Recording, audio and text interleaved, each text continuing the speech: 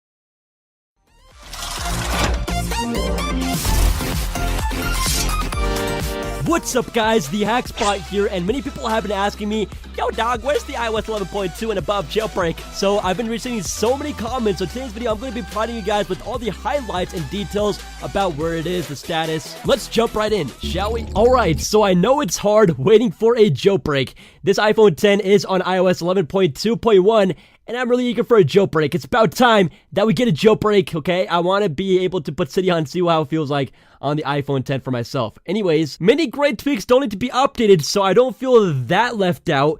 But as soon as those tweaks are updated, I'm going to be super jealous of anyone who has a jailbreak on the iPhone 10 or any other iPhone. Okay, so first, iOS 11.3 came out, and it patched a bunch of bugs, vulnerabilities, bug fixes, improvements, all around great update. But again, if you want to jailbreak, you did not update, so I'm still on 11.2.1, and you should be too if you want to jailbreak. Basically, right now, any version on iOS 11.2, so 11.2.1, 11.2.2, 11.2.3, 11.2.6, you guys know what I mean, will be jailbreakable in the future with these surprising findings. So in iOS 11.3's changelog, it did say that it passed this vulnerability right here, and it's CVE 2018-4143.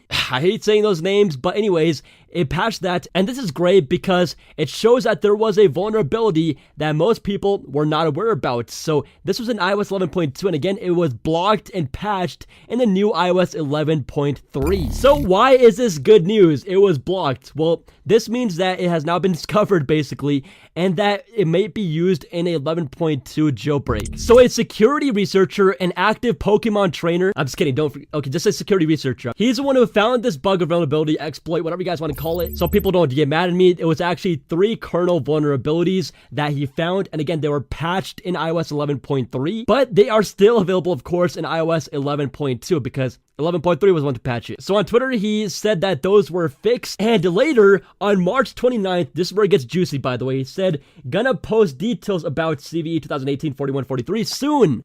So, this is going to be epic. But then we got this tweet right here on March 30th, which said, turned out you need to wait with public disclosure 90 days after the patch was released. Sigh, or I wasn't aware of the policy and hate to backpedal, but the bright side, I can play around with the vulnerability a bit longer. At the moment, it's just a POC. When I first read that, I thought POS, so I thought it's a piece of but then I saw the C, I'm like, okay, this is good. Back on track. So he might have to wait 90 days until he releases the vulnerability to the public and all the information about it. So that's unfortunate because he doesn't really want to mess with Apple because they probably gave some like cash prize. I need to keep quiet, or they have some certain terms. I don't know, okay? But apparently this might be true. If it is patched, the vulnerabilities are patched in a new firmware, he could then release it and doesn't have to wait the 90 days, but I'm not really sure about that. So we're just going to have to wait and see, be patient, and maybe we'll get some new vulnerabilities, or I don't know. Hopefully this one just gets released and Apple allows him to disclose it. But yeah, guys, there's so much going on. The ZeroCon conference took place on March 29th to March 30th. And there was Pangu there who were talking about jailbreaking too and all that stuff, teaching. And then we got the Zimperium vulnerabilities. And there was also one vulnerability discovered by Abraham Masri, but he basically said that it was useless. So that don't count that one. But guys, in conclusion, a jailbreak for iOS 11.2 is looking very, very promising. I can't wait. And I don't know how long it's going to be. Usually jailbreaks drop out of nowhere nowadays. So I can't really give you guys an ETA or release date because we don't get those anymore. But a good rule of thumb is just stay on whatever firmware you're on. The lower you are, the more promising it is to have a jailbreak. So I'm just staying on iOS 11.2.1. And again, if you're on 11.2.6, you are likely still to receive a jailbreak. 11.3, that's a little pushing it. If you're stuck without a jailbreak, 11.2 is a place to be, and that kind of sucks right now because 11.2.6, which is the last version of iOS 11.2, it currently stopped being signed by Apple, so you can no longer downgrade if you are on iOS 11.3, which is unfortunate. Lastly, besides all this, there has also been some drama with Coolstar and other jailbreak developers saying that they're going to leave the jailbreak scene forever and never come back because of some hate and some criticism they were getting and just annoying people.